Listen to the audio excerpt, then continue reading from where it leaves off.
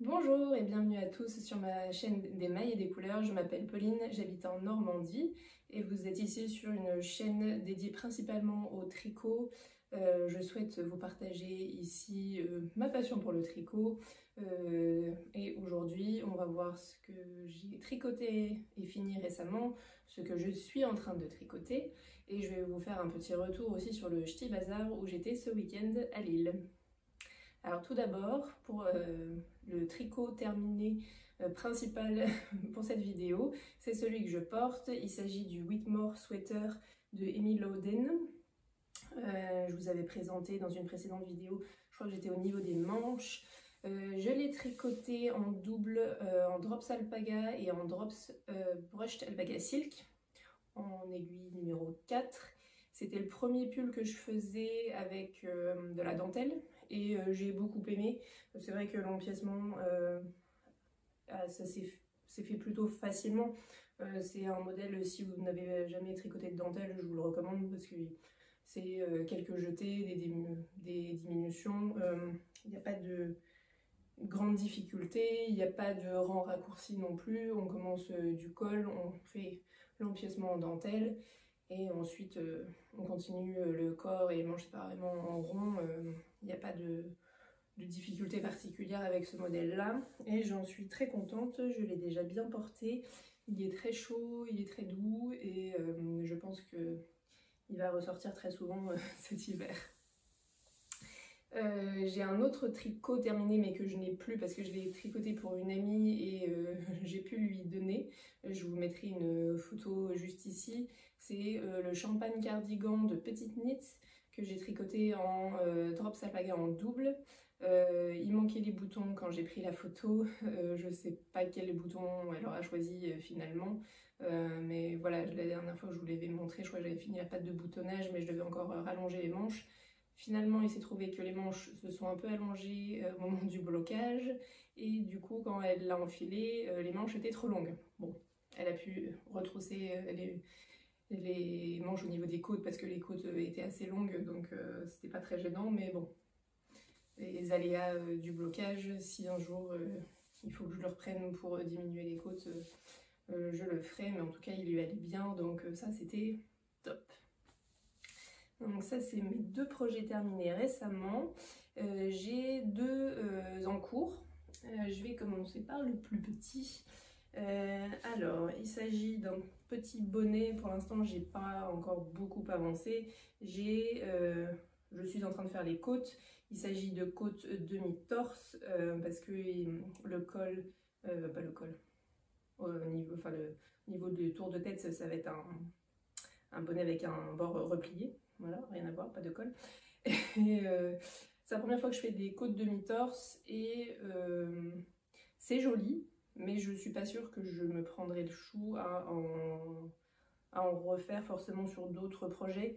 C'est quand même beaucoup plus long parce que si vous ne savez pas, quand vous faites vos mailles en vert, vous devez piquer par le brin arrière plutôt que le brin avant. Et du coup, c'est vrai que ça prend un peu plus de temps. Je peux pas tricoter les côtes en mode de pilotage automatique sans trop regarder ce que je fais. Là, ça doit être fait de... Enfin, il faut que je me concentre un peu plus et que je regarde mon tricot pour le coup. Et donc, ça prend plus de temps. Et voilà, je suis pas sûre que je referai un autre projet avec forcément des côtes demi-torse. C'est joli, mais je sais pas si la valeur ajoutée vaut le coup.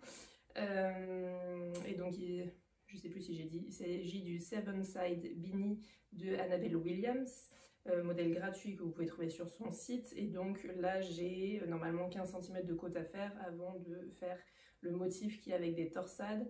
J'avoue que j'ai pas encore trop compris les explications du modèle. Je me suis dit que je verrai au moment où j'y serai pour faire au fur et à mesure. Ça va être un peu l'aventure, je vous dirai dans une prochaine vidéo si j'ai réussi à faire le motif entièrement. Là je le tricote avec un écheveau de Yarn by Simon dans sa base en mérinos, soie et yak. Je pense que je ferai pas les 15 cm de coude parce que je fais la plus grande taille et j'ai peur de manquer d'un peu de fil. Donc je pense que j'irai maximum à 12 cm et je pense qu'en termes de bord replié ça devrait suffire. Mais voilà, celui qui va avancer tranquillement, c'est le petit tricot voyage, voilà, c'est pas mon encours principal. Comme encours principal, je crois que je vous en avais parlé la dernière fois, mais j'avais pas encore reçu la laine, je crois que j'avais même pas commandé parce que le modèle n'était pas encore sorti. Il s'agit d'un modèle de Rebecca Clow, il s'agit du NYX Sweater. Voilà où j'en suis. Donc il s'agit d'un pull qui est entièrement en jacquard. Il existe une version aussi où on peut faire que l'empiècement en jacquard. Moi j'ai décidé de, pour une fois, faire un pull entièrement en jacquard. Et c'est vrai que ça demande de la concentration. Je ne peux pas forcément me permettre de regarder quelque chose de compliqué par exemple en même temps, ou avoir une grande conversation sur le sens de la vie pendant que je tricote ça, parce que j'ai besoin quand même de me concentrer pour suivre le motif. Mais c'est en épaisseur DK, donc je le tricote en 4, donc ça me monte relativement vite. Et je le tricote avec de la double Sunday plutôt, de Sandnes Garn. C'est les coloris, une petite pelote là. Alors c'est en orange, c'est le 38-19, et sinon c'est le coloris amande 25-11. Voilà, un double Sunday de Sandnes Garn. Il se tricote du coup du haut vers le bas. On a quelques rangs raccourcis dans le col, ce qui fait que le col devant il fait 4 cm, à l'arrière il est un peu plus long, il en fait plutôt 6.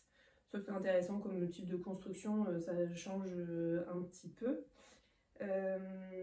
Ensuite, empiècement en rond, le corps de même, et après pour les manches, pareil, il faut continuer le motif. Alors, petite difficulté auquel je n'avais pas pensé en faisant un pull entièrement en jacquard, quand vous faites les diminutions au niveau des manches, du coup le motif ne peut pas être complet forcément. Et du coup on se retrouve avec un truc qui ressemble pas forcément à grand chose en termes de motif. C'est pas forcément le plus joli et c'est pas forcément le plus facile à suivre non plus. C'est vrai qu'au début de la première manche, j'étais un peu perdue, j'ai essayé de me mettre un peu des couleurs sur le modèle pour me repérer, pour savoir quelles étaient les mailles qui étaient supprimées au fur et à mesure. Mais donc voilà, c'était sur les 4-5 premières diminutions, j'ai eu un peu de mal. Après, ça se fait plus facilement, on comprend mieux l'évolution de la manche et là où on en est, mais du coup, il faut faire bien attention quand même pour savoir où recommencer le début du motif à chaque fois, parce que là, en l'occurrence, je fais la taille 3, donc tous les 5 rangs, je dois faire une diminution, donc le motif change, et donc voilà, il faut être attentif à ça et en avoir conscience là, pour pas trop se prendre le chou.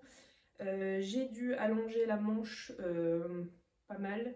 J'ai ajouté tout ça comme motif, donc toute cette partie là, plus là je crois que j'ai rajouté 2-3 rangs sur, sur ces rayures là. Sur le modèle de base, vraiment les manches étaient très courtes, et sinon j'aurais pu faire des côtes assez longues, mais donc ça aurait fait une partie orange complètement disproportionnée par rapport à la partie motif. Et donc là j'ai décidé de réinventer un peu un motif qui était un peu plus haut pour le mettre ici, et puis là refaire une petite vague. Donc j'ai vu sur Ravelry, sur les personnes qui avaient fait le modèle en test, la plupart avaient rajouté des motifs aussi sur la manche. Donc voilà, apparemment c'est quelque chose qui est revenu assez souvent. Donc voilà, suivant votre taille, moi pour indication je suis 1m76, donc je suis assez grande, et donc c'est vrai que là j'ai dû rallonger la manche quand même, je pense de au moins 8 cm par rapport à ce qui était prévu au départ en termes de motifs. Et puis ça dépend de la laine que vous utilisez aussi et de votre échantillon. Donc voilà, à prendre en considération. Et en fait c'est pour ça aussi que j'ai pas fini le corps, c'est que j'avais peur de pas avoir assez de laine, pour laine surtout écrue, pour aller au bout des manches, et parce que je vais devoir rallonger le corps aussi. Du coup je me suis arrêtée j'ai plus des 2/3 du corps, hein, il reste plus grand chose. Mais du coup, pour être sûr d'avoir suffisamment de longueur au niveau des manches, j'ai commencé les manches, Et puis là j'ai commencé la deuxième et ensuite je finirai le corps. Et là aussi je vais devoir répéter un motif. Je pense que je vais au moins faire la répétition des petites vagues ici avant de terminer le pull. Mais voilà, c'est sûr que je vais devoir rallonger le modèle de base et donc j'avais peur de ne pas avoir assez de laine. Parce que pour une fois je me suis dit je prends pas trop de marge parce que j'en ai marre d'avoir des restes à chaque fois. Mais du coup voilà, j'ai eu un moment un peu mon dieu, est-ce que je vais avoir assez de laine? Et je pense que oui, au final je pense que je vais pouvoir largement finir le pull avec ce que j'ai. Mais donc voilà, c'est à prendre en considération. Si vous préférez un pull qui est assez court, plutôt crop, la quantité de laine qui est donnée dans le modèle, ça suffira largement. Par contre, si comme moi vous préférez quelque chose d'un peu plus long, peut-être prendre un peu plus de laine, voilà, avoir un peu plus de marge. Mais bon, je vous dirai à la fin si j'ai eu suffisamment de laine. Je pense que oui. Je sais plus combien j'en avais pris. Je crois que j'avais pris 8 oranges et 5 écrus. Et normalement, ça suffira largement, voilà, pour la taille 3. Et je fais avec des aiguilles 4. Donc voilà, donc celui-ci, il avance plutôt pas mal. Je pense que d'ici une bonne semaine, suivant ma motivation, il devrait être terminé. Et puis il va être très chaud parce que là, avec jacquard partout, du coup, ça fait pratiquement double épaisseur. Vu qu'on a les fils à l'intérieur. Voilà. Et c'est pas du tout dans mes couleurs habituelles. Et je pense que ça va bien me changer, mais là, j'aime bien. Voilà, ça va mettre un peu d'éclat dans ma garde-robe. C'est vraiment un orange qui est bien vif. Donc c'est très sympa. Ça me change bien. Et puis ouais, faire un pull entièrement en jacquard, ça me met un petit challenge en plus. Et pour le coup, vraiment, je m'ennuie pas parce que, par exemple, là sur le Whitmore, c'est vrai qu'à la fin du corps et des manches, faire que du jersey, bah, c'est bien quand on n'a pas trop envie de réfléchir, mais finalement, au bout d'un moment, on s'ennuie un peu, quoi. Donc là, je ne risque pas de m'ennuyer. Même quand j'ai fait les côtes de la première manche, me retrouver avec une seule couleur, ça m'a fait bizarre. Donc voilà, c'est un modèle plutôt chouette, je suis contente. Et voilà, c'est en cours du moment et qui met un peu de couleur dans toute cette grisaille. Parce que le temps, je ne sais pas chez vous, mais ici, c'est très gris. Donc voilà pour celui-ci, pour mes encours.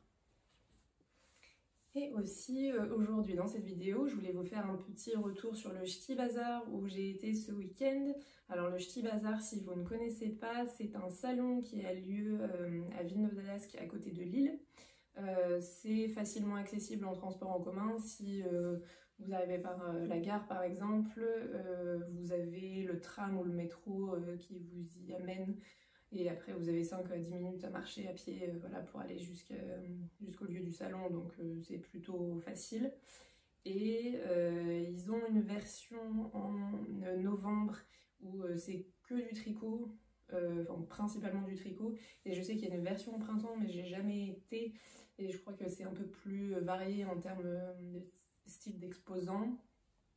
Il y avait une quarantaine d'exposants, donc c'est plutôt...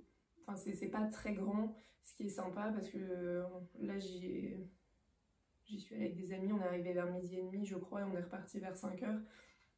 On a fait une pause entre temps pour manger et on a pu faire le tour du salon plusieurs fois assez facilement pour d'abord faire un premier repérage et puis ensuite confirmer l'idée.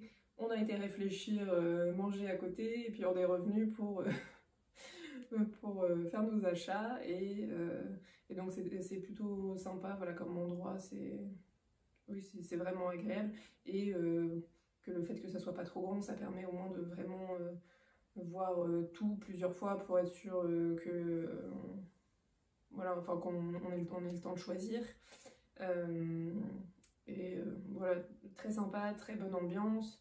J'ai pu voir pas mal de très belles laines. J'ai croisé Mylène de Folie Ordinaire aussi, que j'avais vue en septembre pour la sortie de son livre. Elle était là aussi.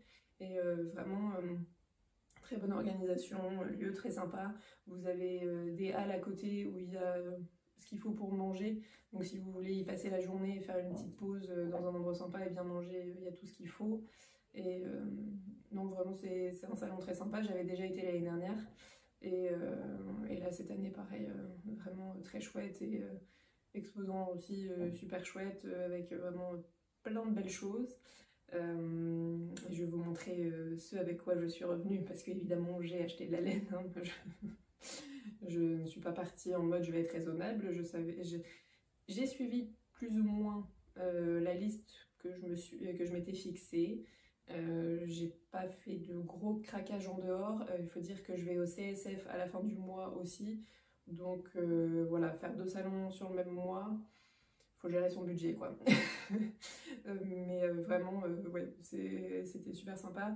On est arrivé le samedi du coup vers 12h30, ce qui était pas mal parce qu'il n'y avait pas trop de monde. Je pense, j'imagine qu'à 10h à l'ouverture, il y avait pas mal de monde, mais du coup, à partir de 12h30, c'était moins plein. Et du coup, on a vraiment pu faire notre premier tour tranquillement. On avait accès directement au stand, vraiment ça très sympa. Par contre, à partir de 14h, 14h30, là il y a eu beaucoup de monde et je crois qu'il y avait même la queue dehors pour rentrer et tout ça. Donc on a bien fait d'arriver à ce moment-là. C'était, je pense, le bon timing pour pouvoir regarder tous les stands tranquillement.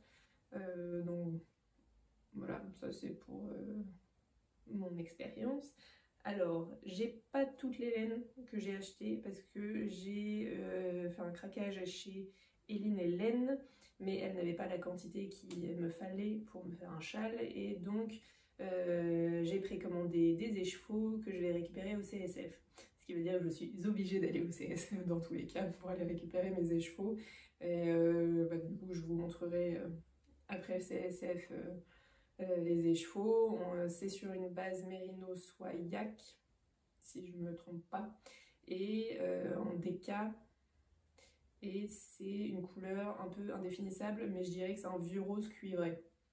Voilà, c'est pour me faire un châle et j'ai un manteau vert foncé que je me suis cousu et j'ai mis des boutons cuivrés et je me suis dit que la couleur irait parfaitement avec mon manteau. Donc voilà, j'ai hâte de récupérer mes écheveaux à la fin du mois. À suivre, je vous remontrerai ça. Sinon, je suis revenue avec de la laine chaussette, mais pas que pour moi. Je vais d'abord vous montrer ce que j'ai pris. Alors pour mes sœurs, j'ai 2 de mes sœurs qui veulent se mettre aux chaussettes. Et donc j'étais missionnée pour leur amener de la laine à chaussettes. Je pense qu'on va se faire un petit atelier à Noël tricot chaussettes. Ça va être un peu l'aventure, parce qu'il y en a une qui n'a jamais tricoté et l'autre qui sait tricoter, donc ça sera plus facile.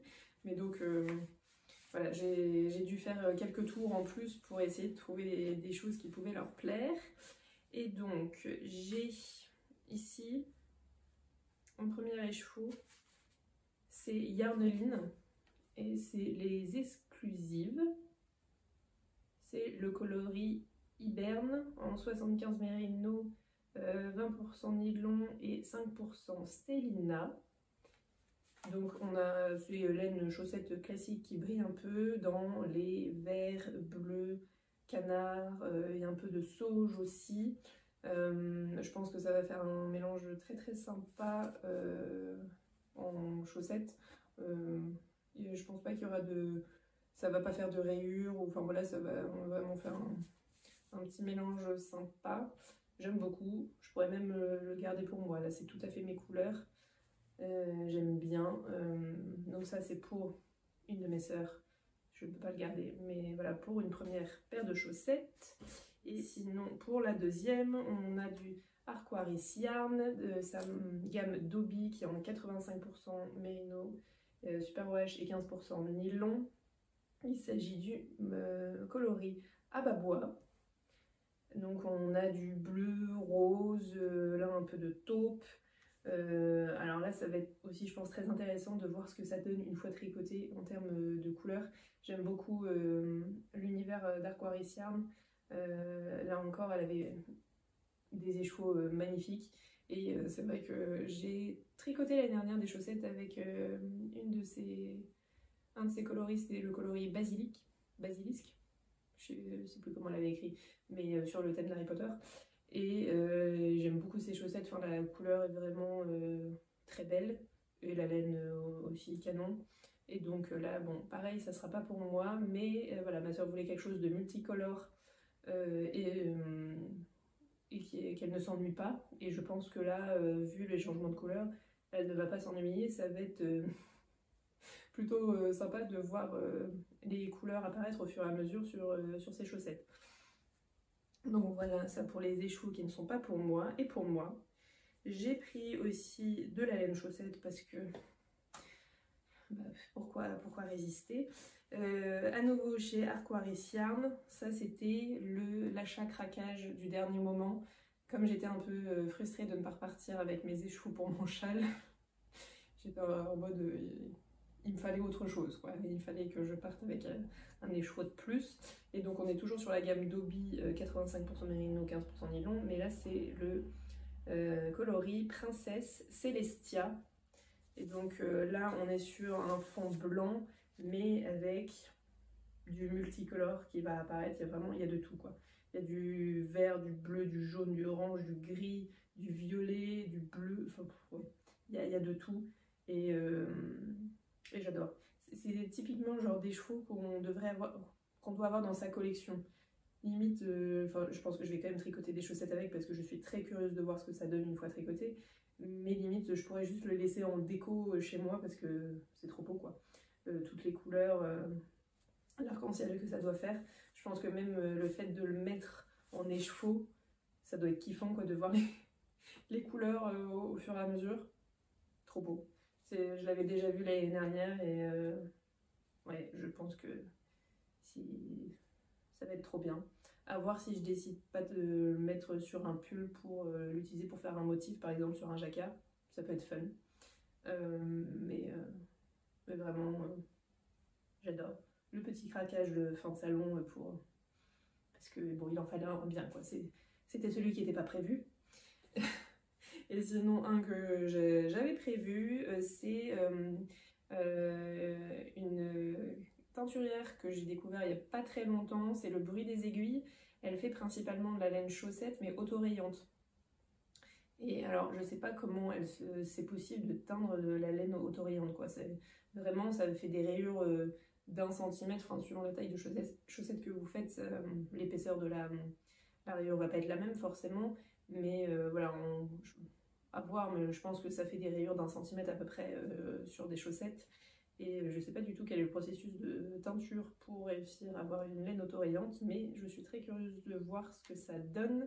Et donc là, on est sur la base 75 mérino superwash, 25% nylon, le motif Pardon Maman. Donc on va avoir des rayures blanches, camel, canard clair, canard foncé, en gros. Ou c'est un bleu clair et un canard. Je sais plus exactement. Mais voilà, je suis très curieuse de voir ce que ça donne. J'avais envie de tester les chaussettes autorayantes, à voir quand je m'y mets, mais voilà, très envie de tester. Elle avait plein de couleurs canon. Voilà, j'aime beaucoup ce qu'elle fait. Très sympathique aussi, vraiment aux petits soins. Être sûr que tout le monde trouve bien les couleurs qui lui plaisent et dans la gamme qui lui convient et tout ça. Vraiment très très sympathique aussi sur le salon. Et une gamme canonissime, donc j'ai hâte de voir ce que ça donne. J'ai d'autres chaussettes en cours pour l'instant pour une de mes sœurs, donc ça sera pas pour tout de suite, mais vraiment très très beau. Donc voilà pour mes achats au salon, vu qu'il me manque une partie que je récupérerai au CSF. Encore une fois, c'était un très bon moment. Peut-être que j'essaierai d'aller à la version du salon au printemps. J'attends de voir quelles sont les dates et quels sont les exposants qui y seront. Mais en tout cas, c'est toujours un plaisir de faire un petit tour à Lille. Et c'est un salon, voilà, très bonne ambiance et bonne organisation. Il y avait aussi un stand avec des bougies. Il y avait pas mal de stands qui proposaient aussi tout ce qui est nos marqueurs, voilà, petits goodies, des sacs à projet. Donc ça permet aussi de se faire plaisir avec autre chose que de la laine et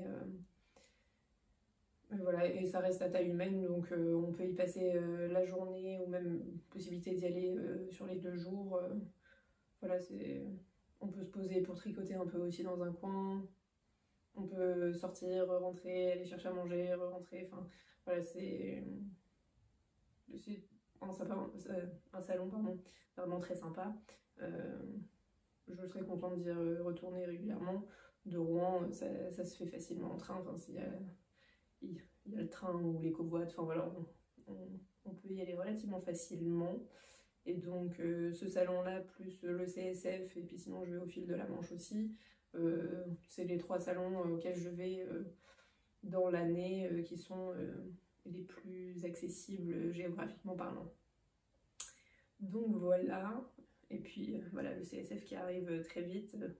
J'ai hâte, je vais récupérer ma laine et je pense aussi prendre de la laine chez Yarn by Simone, mais bon, à voir, je vous referai un retour un peu plus tard et puis peut-être prendre du tissu aussi parce que je fais pas mal de couture. N'hésitez pas à me dire aussi si vous souhaitez que je vous parle un peu de ce que je fais en couture parce que c'est vrai que voilà, c'est le tricot qui m'anime principalement, mais voilà, je fais aussi de la couture, donc si c'est quelque chose qui peut vous intéresser, n'hésitez pas à me dire dans les commentaires et je vous présenterai aussi un peu mes projets couture. Je pourrais faire une vidéo aussi que sur la couture, enfin voilà. Si jamais il y en a que ça intéresse, n'hésitez pas à me dire. Merci beaucoup pour votre soutien, les likes, les commentaires, pour vous être abonné à ma chaîne. Voilà, je trouve que ma chaîne grandit au fur et à mesure, c'est très sympa, c'est voilà, très agréable et merci voilà, pour quand vous laissez des commentaires. Je suis toujours très touchée, donc merci beaucoup à vous, merci pour votre soutien, merci d'avoir regardé cette vidéo jusqu'au bout. J'espère que vous allez bien, que vous avez de beaux projets tricot sur vos aiguilles et je vous souhaite une très belle journée ou une très belle soirée en fonction du moment auquel vous regardez cette vidéo et je vous souhaite un très bon tricot et à la prochaine.